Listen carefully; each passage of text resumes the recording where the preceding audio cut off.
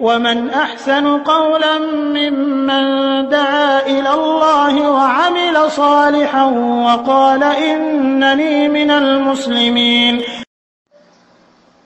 আসসালামু আলাইকুম ওয়া রাহমাতুল্লাহি ওয়া বারাকাতুহু। আমাদের একজন ভাই একটি বড় আর্টিকেল দিয়েছেন অত্যন্ত সাজদাতুশ শুকর সম্পর্কে। আসলে এখানে অনেক কথা বলার প্রয়োজন আছে। মানে এটি মানুষের মধ্যে বিভ্রান্তি ছড়ানো ছাড়া অন্য কিছু না। এটি ভালো কাজের দাওয়াত না, সত্যিকার অর্থেই মানুষকে কল্যাণের দিকে আহ্বান নয় এটি। কারণ সেখানে যে হাদিসটি উল্লেখ করা হয়েছে, হাদিসের নাম দিয়ে, এবং সেখানে বলা হচ্ছে যে আল্লাহ ফেরেশতাদের সাথে কথা বলছেন, এটি একটি ডাহা মিথ্যা হাদিস। এটা হাদিস না, হাদিস বলা ভুল হবে, ডাহা মিথ্যা কথা এগুলো বানাওট। যে আল্লাহ তাআলা বান্দা এবং ফেরেশতাদের মধ্যে পর্দা খুলে দিবেন, তারপর ফেরেশতারা আল্লাহকে বলছেন যে আল্লাহ তাদের জন্য কি চায়, তো আল্লাহ বললেন রহমত, তারপরে ফেরেশতারা বললেন যে জান্নাত, তারপরে আল্লাহ বলেন আর কি চায়। এই যে শেষ পর্যন্ত যেটি উল্লেখ করা হয়েছে এখানে, নাউযুবিল্লাহ মিন যালিক, এটি রাসূল সাল্লাল্লাহু আলাইহি ওয়াসাল্লামের উপর মিথ্যারোপ, এছাড়া অন্য কিছু নয়। কারণ আপনি এটি কোনো হাদিসের কিতাবে পাবেন না, কোনো হাদিসের কিতাবে এটি নেই। রাসূল সাল্লাল্লাহু আলাইহি ওয়াসাল্লাম বললে তো আপনি পাবেন, এটি হাদিসের কোনো কিতাবেই নেই। বুখারী মুসলিম তো দূরের কথা, কোনো হাদিসের কুতুবে সিত্তাও তো দূরের কথা, অন্য কোনো হাদিসের কিতাবও নেই। বরং এটি পাবেন কোথায়? শিয়াদের কিছু বইয়ে আছে। শিয়া, যাদের কাছে আপনারা চিনেন ভালো করে, যে মিথ্যুক, দুনিয়ার মধ্যে সব থেকে বড় মিথ্যুক যারা, তাদের বইয়ে কিছু পাবেন। যেমন তাদের কিছু বই আছে, মাল্লা ইয়াহদুরুল ফাকিহ, তারপরে তাহজিবুল আহকাম, এই সমস্ত বইয়ে এই হাদিসটি পাবেন। হাদিস তো না আসলে, এটা তো মিথ্যা বানাওট।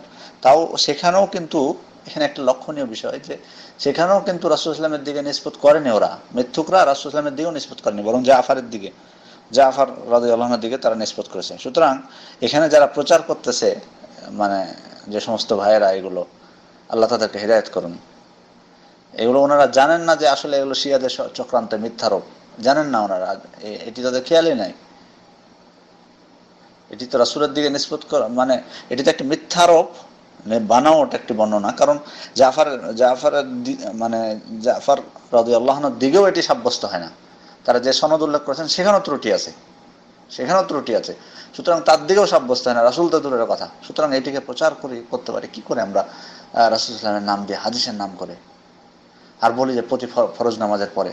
এটি স্পষ্ট একটি বিদআত। কারণ কখন আপনি সাজদাতুশ শুকর দিবেন, শুকরিয়া সিজদা কখন আপনি দিবেন? আপনি দিবেন কখন?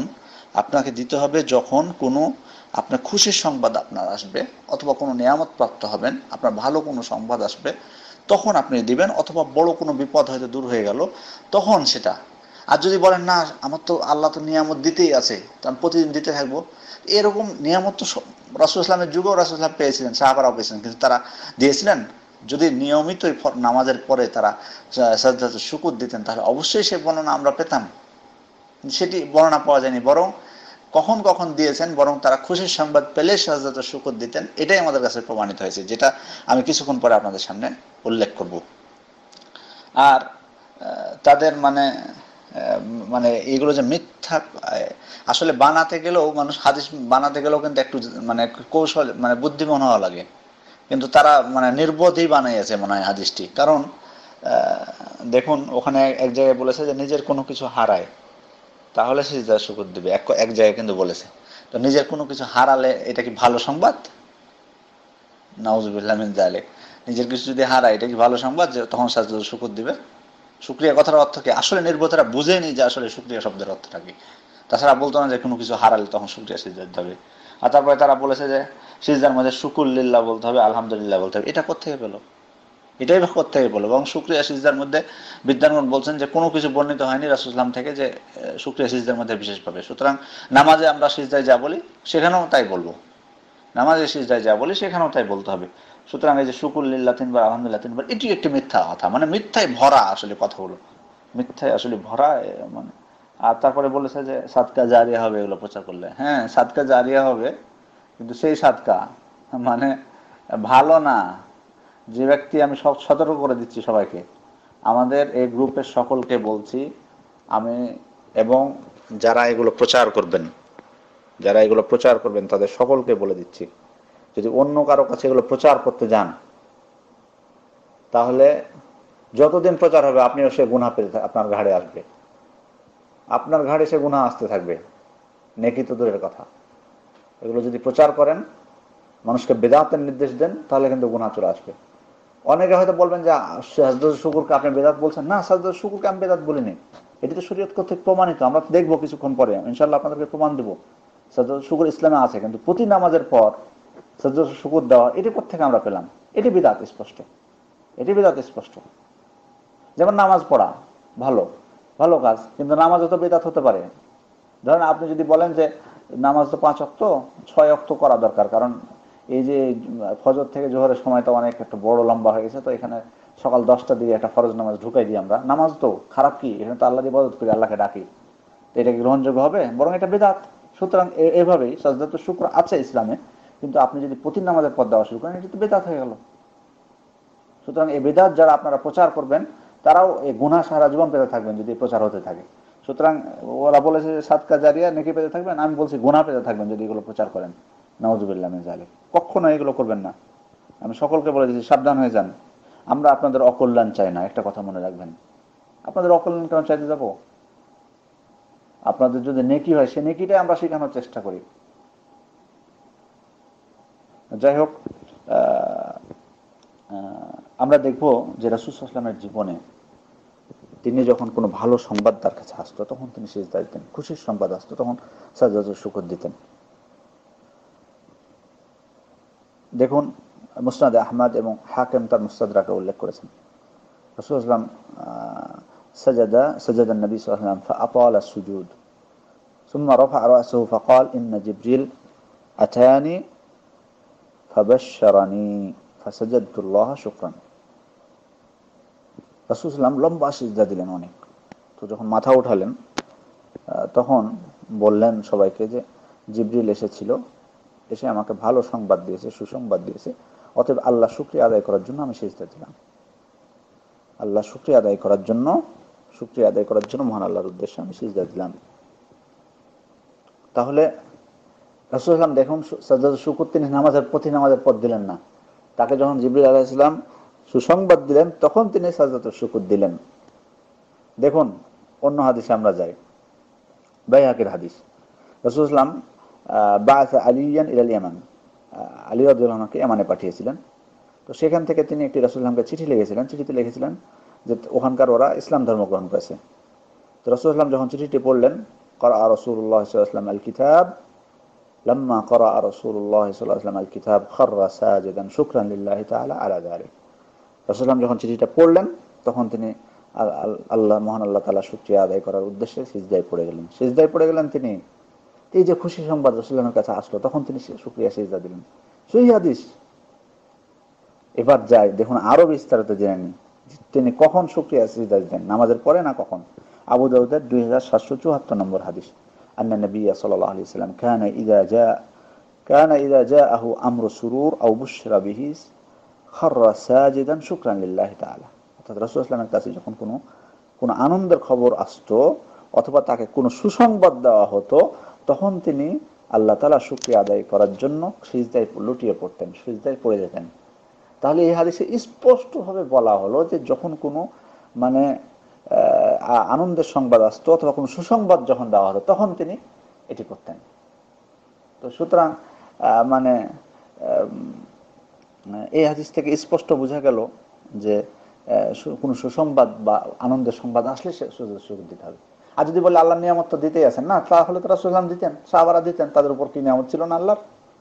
সুতরাং এই বানাও এই যে মিথ্যা কথাগুলো, এগুলো বললে আমরা আল্লাহর কাছে কি করে জবাবদিহি করব? সুতরাং যখন কোনো সুসংবাদ আসবে আমাদের কাছে, ভালো কিছু হবে, আমাদের অর্জিত হবে, তখন আমরা মহান আল্লাহ তাআলা শুকরিয়া আদায় করার উদ্দেশ্যে আমরা সাজদা দিতে পারি। অথবা অন্য কোনো বড় বিপদ আমাদের থেকে চলে যাবে। যেমন আমরা জানি কাব ইবনে মালিকের ঘটনা। কাব ইবনে মালিক তাবুক যুদ্ধে যাননি, তো আপনারা জানেন তার বিস্তারিত ঘটনা বুখারীতে এসেছে, বুখারী মুসলিমে। তো সেখানে তিনি যখন মানে তাকে তিনি তো মানে 50 দিন মানে নিজেকে বেঁধে রেখেছিলেন, তো কোনো যোগাযোগ ছিল না তার সাথে, সকলে সম্পর্ক ছিন্ন করে রেখেছিলেন। তো এই যে তো যখন তিনি মানে যখন মহান আল্লাহ তাআলা তাকে ক্ষমা করলেন, মহান আল্লাহ তাআলা তাকে যখন ক্ষমা করলেন, তখন তিনি যখন সুসংবাদ পেলেন। তো যাই হোক, হাদিসের মধ্যে যেটি মেন উদ্দেশ্য সেটি হলো তিনি বলছেন ফাখারারতু সাজিদান ওয়া আরাফতু আন ক্বাদ জাআ ফারাজ, যখন আমি জানতে পারলাম যে মানে আমার ভালো দিন চলে এসেছে, আমার খুশির দিন চলে এসেছে, সুসংবাদ চলে এসেছে, তখন আমি সিজদায় লুটিয়ে পড়লাম। এখানে কাব ইবনে মালিক তার তো মানে ক্ষমার উদ্দেশ্য আশা পোষণ করছিলেন, তার সাথে সকলে সম্পর্ক ছিন্ন করেছিল, কিন্তু যখন মানে আল্লাহ তাআলা তার মানে তার তওবা কবুল করে নিলেন, তো এই ঘোষণা যখন তিনি জানতে পারলেন যে মহান আল্লাহ তাআলা তার তওবা কবুল করেছেন, তখন তিনি আল্লাহ শুকরিয়া আদায় করার উদ্দেশ্যে তিনি সিজদায় লুটিয়ে পড়েছিলেন। সুতরাং দেখুন তো এখানে প্রমাণ হলো কি যে ওই প্রতি নামাজের পর নাকি যখন কোন সুসংবাদ আসতো, আবু বকর রাদিয়াল্লাহু আনহু কাছে যখন সুসংবাদ আসলো যে মুসাইলামা আল কাযযাবকে হত্যা করা হয়েছে, তখন তিনি আল্লাহর উদ্দেশ্যে শুকরিয়া সিজদা দিয়েছিলেন, সাজদাতুশ শুকর দিয়েছিলেন। সুতরাং আমরা কখনো যেন ভুলে না যাই যে রাসূল সাল্লাল্লাহু আলাইহি ওয়াসাল্লামের হাদিস থেকে আমরা যেটি প্রমাণ পাবো সেটি শুধুমাত্র আমাদেরকে আমল করতে হবে, সেটাই শুধুমাত্র আমল করতে হবে। এই যে এগুলো যারা প্রচার করে বেড়াচ্ছে, আল্লাহ তাদেরকে হেদায়েত করুন, আল্লাহ তাদেরকে হেদায়েত করুন। কি করে আমরা রাসূল সাল্লাল্লাহু আলাইহি ওয়াসাল্লামের উপর মিথ্যা আরোপ করতে পারি? রাসূল সাল্লাল্লাহু আলাইহি ওয়াসাল্লাম বলেন মান কাযাবা আলাইয়া মুতাআম্মিদান ফালিয়াতাবাওয়া মাকআদাহু মিনান নার, যে ব্যক্তি আমার উপর ইচ্ছা করে মিথ্যা আরোপ করলো সে যেন জাহান্নামকে তার বাসস্থান বানিয়ে নেয়। আজকে যদি এগুলো আমরা প্রচার করি, জানার পরও আজকে যারা আমরা জানলাম সকলে সাক্ষী থাকুন, এরপরও যদি আমরা এগুলো প্রচার করি, আমরা নিজে জাহান্নামকে বাসস্থান বানিয়ে নেব, এর থেকে আর কিছু না। সুতরাং এগুলো কখনোই প্রচার করবেন না, সাবধান হয়ে যান। জানি না এগুলো কি উদ্দেশ্য।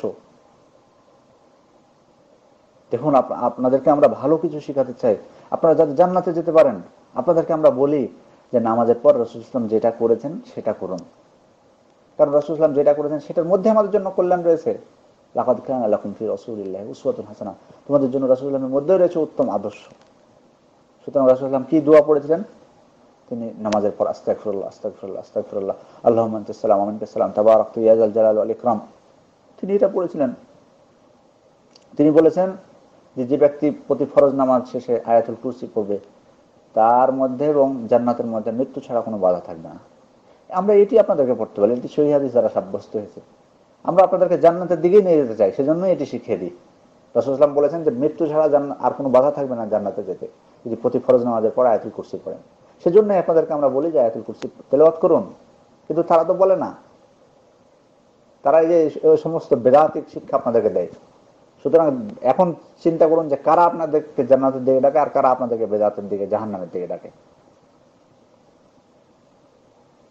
আমরা আপনাদেরকে বলি যে 33 বার সুবহানাল্লাহ, 33 বার আলহামদুলিল্লাহ, 33 বার আল্লাহু আকবার, একবার লা ইলাহা ইল্লাল্লাহু ওয়াহদাহু লা শারীকা লাহু লাহুল মুলকু ওয়া লাহুল হামদু ওয়া হুয়া আলা কুল্লি শাইইন কাদির পাঠ করবেন। তাহলে কি হবে? আল্লাহ রাসূল বলেছেন যে ব্যক্তি পাঠ করবে এটা নামাজের পর, তাহলে তার যদি পাপ সমুদ্রের ফেনা সমতুল্য হয়, তবুও সেটা মাফ করে দেওয়া হবে। আমরা চাই আপনাদের পাপ ক্ষমা হোক, আপনাদেরকে জান্নাতে নিয়ে ডাকতে চাই, যাতে আপনারা জান্নাতে প্রবেশ করেন, আপনাদের কল্যাণ চাই। সুতরাং যদি সাজদাতুশ শুকর বৈধ হতো, এটার মধ্যে কল্যাণ থাকতো, আমরা আপনাদেরকে বলতাম। কিন্তু এটি রাসূল সাল্লাল্লাহু আলাইহি ওয়াসাল্লামের উপর মিথ্যা আরোপ, স্পষ্ট মিথ্যা আরোপ। এবং যদি এর মধ্যে কল্যাণ থাকতো, রাসূল সাল্লাল্লাহু আলাইহি ওয়াসাল্লাম নিজে দিতেন প্রতি নামাজের পর, সাহাবা কিরামকে দিতে বলতেন। যাই হোক, আশা করি আপনারা ক্লিয়ার হয়েছে বিষয়টি। ইনশাআল্লাহ এরপর থেকে এগুলো প্রচার করবেন না, এবং যারা প্রচার করে তাদেরকে বাধা দিবেন। আসসালামু আলাইকুম ওয়া রাহমাতুল্লাহি ওয়া বারাকাতুহু।